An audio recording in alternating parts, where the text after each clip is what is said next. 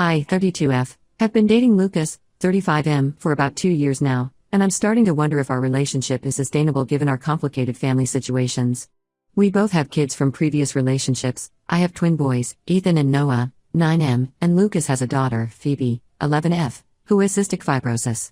I met Lucas at a local community center where I volunteer on weekends.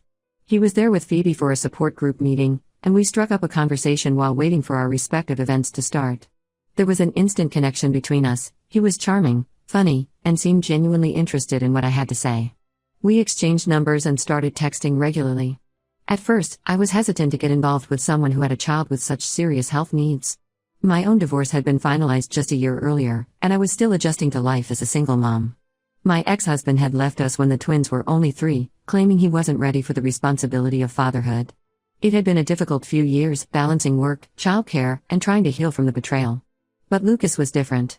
He was attentive and caring, not just to Phoebe but to my boys as well.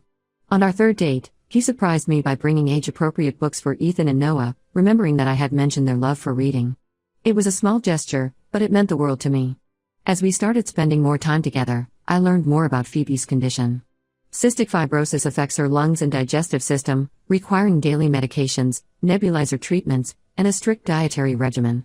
Lucas explained that Phoebe also needed to go to the hospital for a week every month for intensive treatment. Despite these challenges, Phoebe was a bright, cheerful girl who seemed to take her condition in stride. For the first few months, everything seemed great. Lucas was a welcome presence in our lives, and my boys really liked him. He would come over for dinner, help the boys with their homework, and even started teaching them how to play chess. It felt like we were becoming a real family.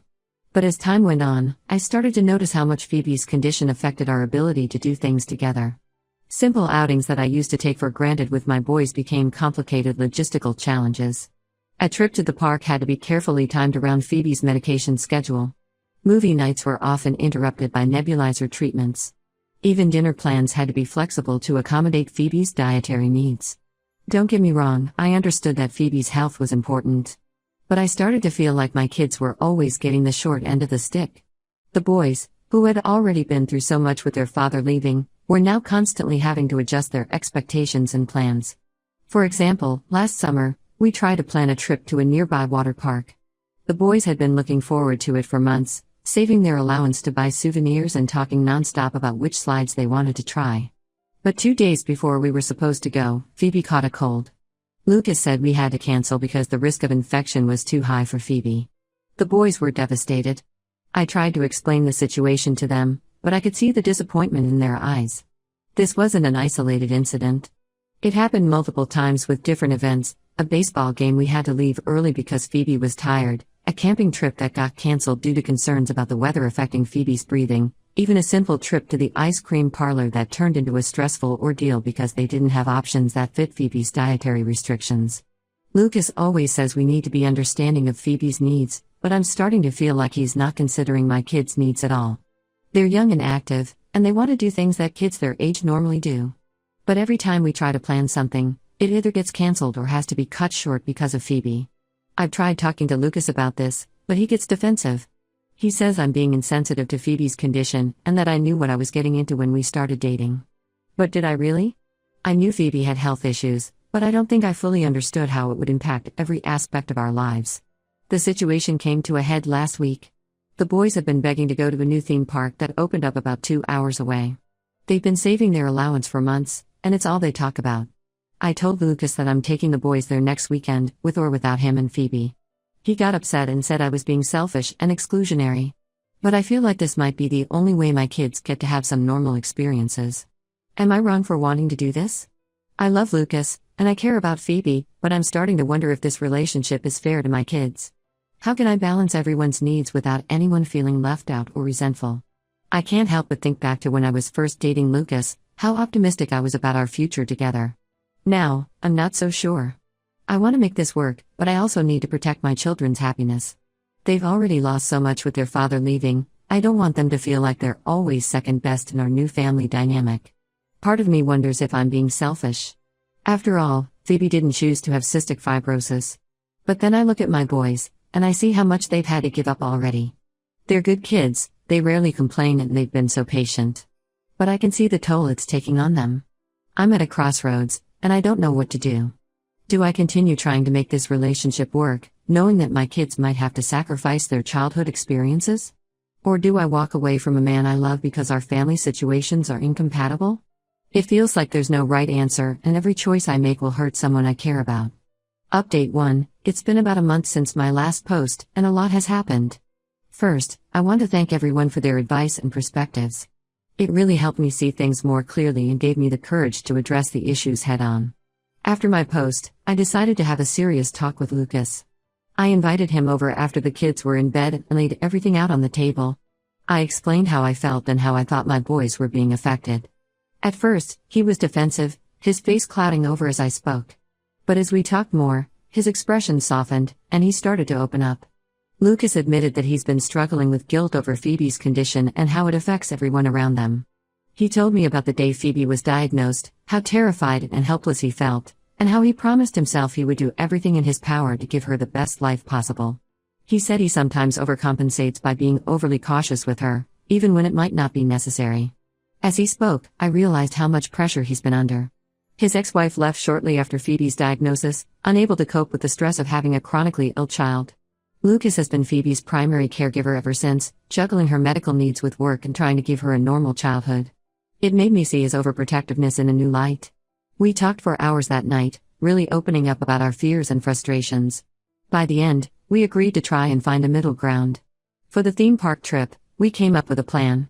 I would take my boys early in the morning, and Lucas would bring Phoebe later in the afternoon after her treatments. This way, my boys could enjoy the more intense rides, and we could all meet up later for dinner and the evening shows. The day of the trip came, and it started off great. The boys were so excited, bouncing in their seats the whole drive there. We arrived right as the park opened, and the boys dragged me from ride to ride, their faces lit up with joy. It was amazing to see them so carefree and happy. Around 3 p.m., Lucas texted to say they were on their way. But an hour later, he called with bad news. Phoebe had started running a fever, and they had to turn back. I could hear the disappointment in his voice, and I felt terrible for both him and Phoebe. But I also felt relieved that my boys didn't have to cut their day short. We stayed until the park closed, and the boys couldn't stop talking about how much fun they had on the way home. When we got back, I went to check on Lucas and Phoebe. Phoebe was feeling better, curled up on the couch watching a movie. Lucas thanked me for understanding and said seeing how happy the boys were in the photos I sent made him realize that we need to find more ways to balance everyone's needs. This experience seemed to be a turning point for us. We've started looking into support groups for families dealing with cystic fibrosis. We're hoping to find other families who understand what we're going through and might have advice on how to manage family activities. We've also started being more creative with our family time. Last weekend, we had a staycation day. We set up a tent in the backyard, had a picnic lunch, and spent the afternoon doing crafts and playing board games. It was simple, but everyone could participate, and we all had a great time.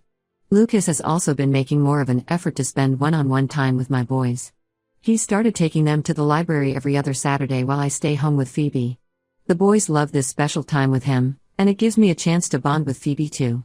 It hasn't all been smooth sailing. We had a setback last week when we had to cancel a planned trip to the zoo because Phoebe wasn't feeling well. But instead of just canceling, we brought the zoo to us. We spent the day watching nature documentaries, making animal crafts, and even had a safari in the backyard, hiding stuffed animals for the kids to find. I feel like we've taken a step in the right direction, but I know we still have a long way to go. There are still times when I feel frustrated or when the boys express disappointment over canceled plans. But we're communicating better now, and that makes a big difference. I'm cautiously optimistic about our future, but I'm also aware that there might be more challenges ahead. Phoebe's condition isn't going to go away, and there will always be times when her needs have to come first. But I feel like Lucas and I are now on the same page about trying to meet everyone's needs as best we can. As I write this, I can hear Lucas in the other room, laughing with all 3 kids as they build an elaborate Lego structure. It's moments like these that make me believe we can make this work. It won't be easy, but I think we're all willing to put in the effort to be a family.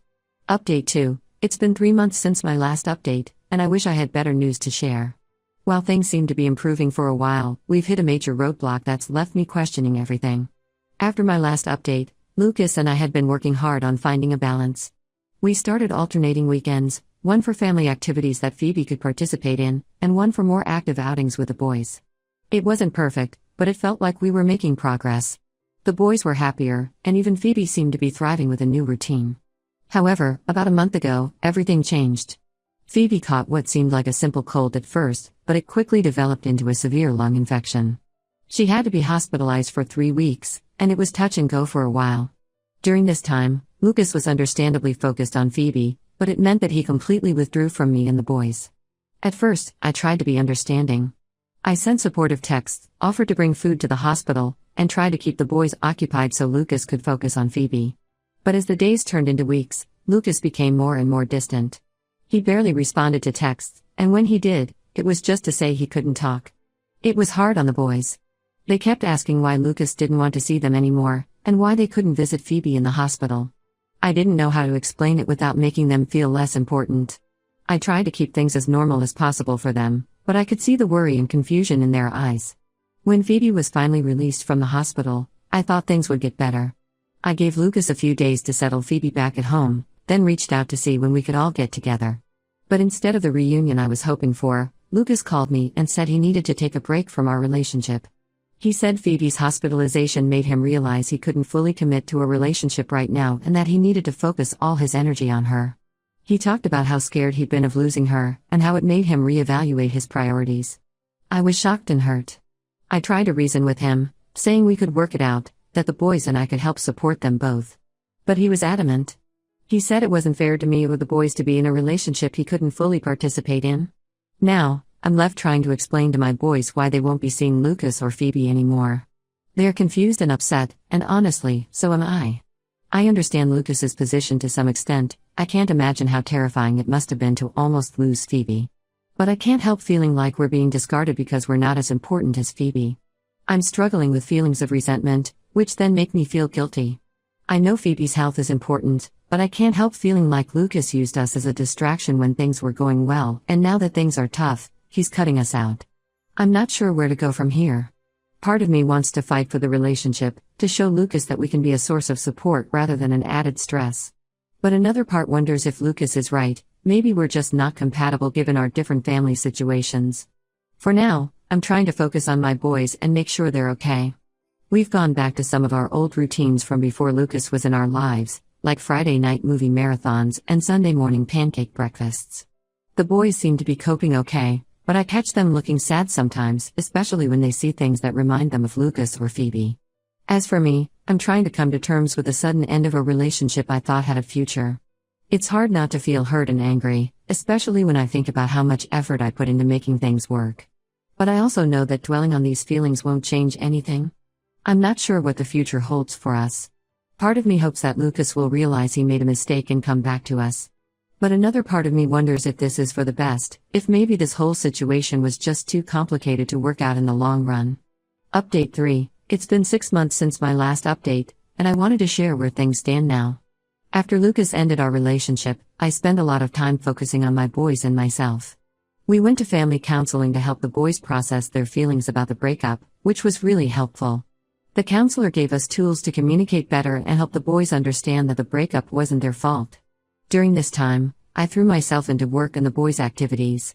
We joined a local sports league, started taking weekend trips to explore nearby towns, and even adopted a dog from the local shelter. Slowly but surely, we started to find our new normal.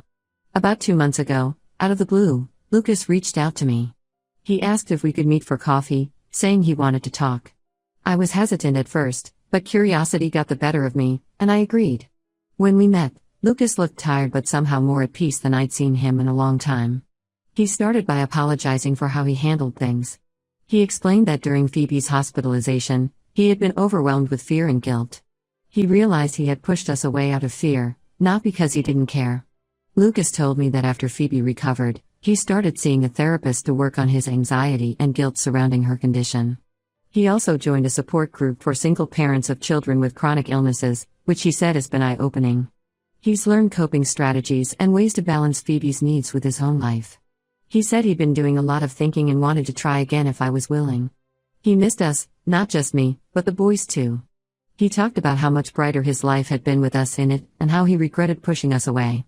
I was cautious but agreed to take things slow. We started with just the two of us spending time together, then gradually included the kids in some activities. It's been challenging, But I can see that Lucas is really trying to find a balance. We've had some frank discussions about expectations and boundaries. I made it clear that while I understand Phoebe's needs are important, my boys' needs matter too.